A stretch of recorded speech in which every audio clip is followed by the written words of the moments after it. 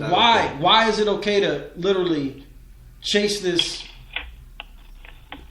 girl that doesn't deserve the time of day? To be chased. Doesn't even respect herself. She doesn't respect herself. She doesn't deserve to be chased. She doesn't deserve to be chased. I don't know. I'm trying to tell you, we don't exist. Like, there's a lot of guys that mask women, because they've been giving these guys awards their whole life. They lose, they get an award. They get the same award for the team that stomped them out. I stomped you out 48-9. We both get the same award. Well, hold up. No, we won. They lost. They don't get anything. And that's it. But a pretzel and some soda or something. But we get the chip. We get the award. That's how it's supposed to be. Like, I believe in competition. I believe, like, yo, if you lost, you don't, like more James Harrison said, my son not taking no award, he ain't even play. I'm not rewarding him for anything. And I knew it was different because I see the generation as a teacher. I see the differences in the generation that I see in the class. I'm like, God, man, these kids are so emotional about little things. They'll break down and cry and whine. They got boys be on the floor. And one time I said, like, I told one boy he got mad because they lost the football game at gym. He was crying. I was like, yo, boys don't do that. Boys don't. We don't be mad. Move on to the next game. It's called a game. You play the next game, you probably win. I got pulled into the office.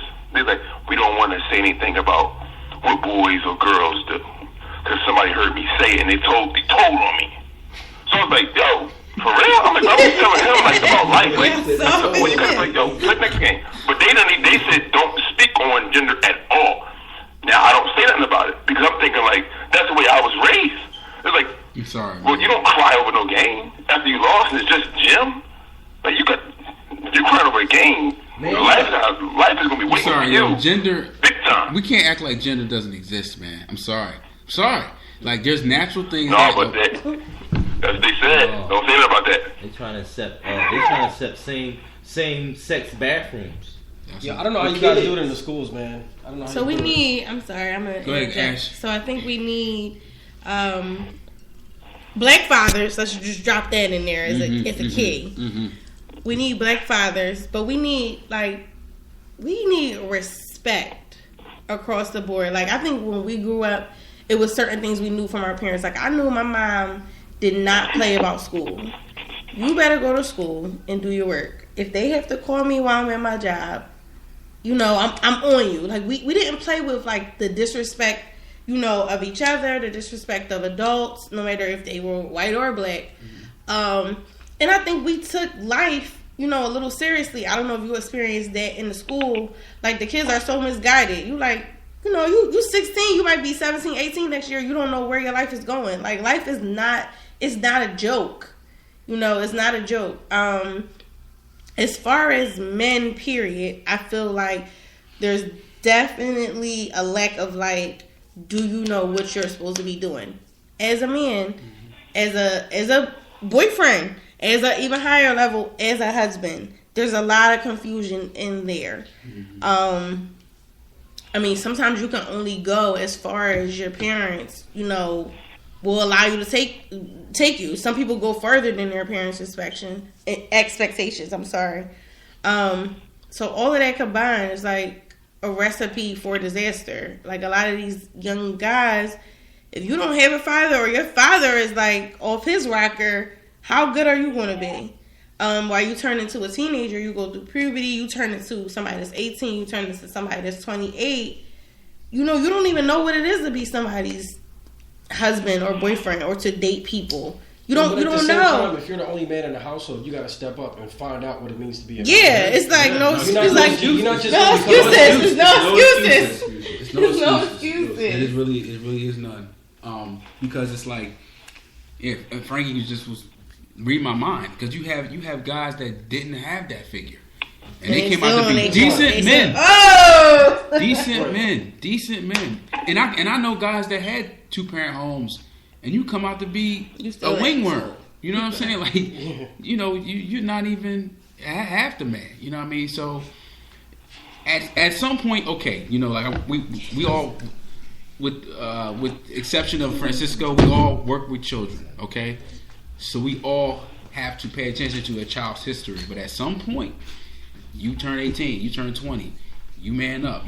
30. But it's beneficial for fathers to be there. Like, let's even talk about like the de-masculinity of men.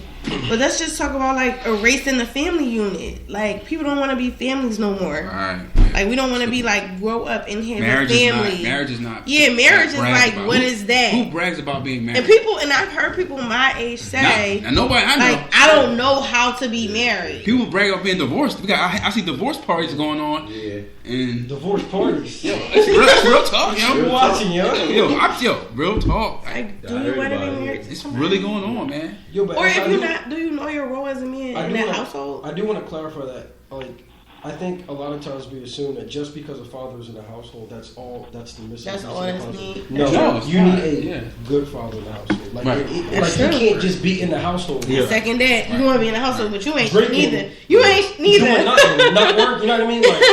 Like, that's the example that you're showing. I know this girl. I went to high school with her, and when she was pregnant in high school, I was like her homie. So I knew the baby. So one of my friends got with the girl, and they just broken up. And she told me, I'm saying this because I was shocked. Yeah, he never did nothing for me. So did I go talk to somebody else, and they say, yeah, he wasn't that guy. I'm like, hold on, but he lived there with you. What was he doing? Right. What was he doing that time? Women, we gotta step up too. What space was you occupying? Yeah, and that's what I was saying to her. She was like, I don't know. And I said, Dad, I had to say to her, I said, Dad, you a good woman. Right. You a good woman, because I didn't know. He's garbage. Yeah, but he lived. You're absolutely right. He got a job, a car. We gotta step but up. He got 3 kids, and he because sometimes we weaken our some emotions point. too. Yeah. And we know what we want, and sometimes we don't always stand up for ourselves, or we may not want to be alone. It's a lot of stuff that go into it. But at some point in time, you gotta mature out of that, and you gotta grow. You gotta actually really set your boundaries and really stick to them. Yeah. And that's it's challenging, but it's what needs to be done. For the women out there, I really know what you want. Know what you want, because women are the candy, you know what I'm saying? And to me, like, we the factory, you know what I'm saying? But we chasing the candy, you know what I'm saying? So whatever you want. Our nature is to go after women, you know what I'm saying? So, if you hold the key, hold it tight, you know what I'm saying? And the good man will come around, but it's like a lot of women don't even know what they want. You know what I mean? And that's where the man comes in, and he like, if she don't know the order, I'm ordering. You don't know where you want to go. I'm telling you, be in here because you taking too long. So the men don't even do that no more. Right. The guys be like, and I saw something on TV. Is that all these guys had approach anxiety of approaching women. So if a woman found out you had approach anxiety, I don't want him.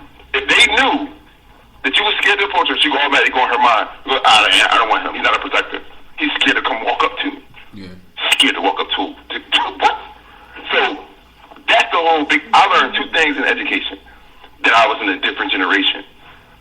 First thing was cyberbullying, and the second was oppositional defiance order. And Brandon, you could speak to that because I didn't know they existed. What is that? Because that was it's just like they give a lot of names to diagnosis to the thing. So I blew cyberbullying off.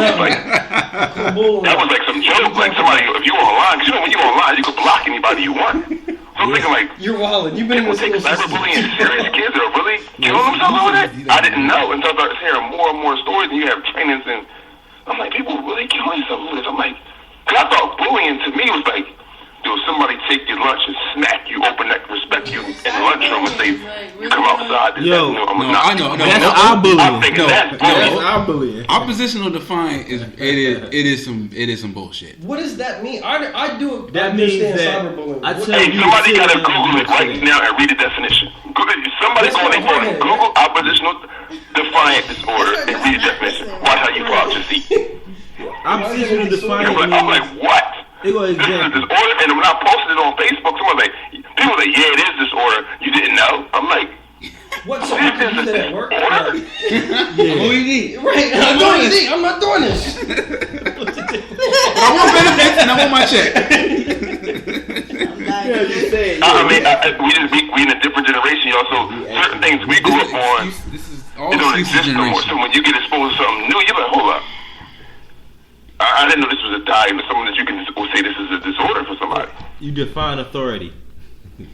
Just don't listen. Right. You just Yo, read the definition out. Whoever looking at it, read it out. Yo, I'm just. I'll read it right now. I'm gonna Google it. I'm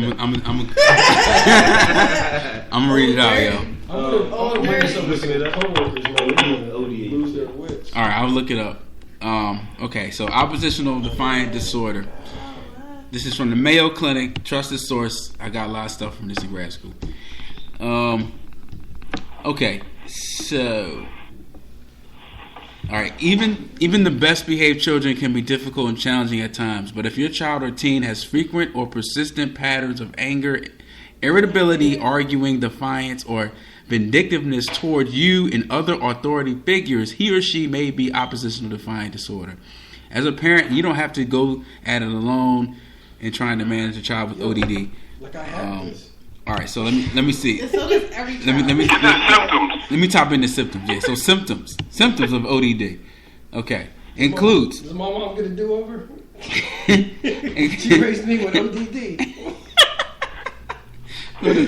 All right, so the symptoms include often loses temper, is often touchy or easily annoyed by others, is often angry or resentful, often argues with adults or people in authority, often actively defies or refuses to comply with adults' requests or rules. You know what we call that? Often emotional. We call that emotional, dog. You all in your feelings, man. Get out your feelings, man.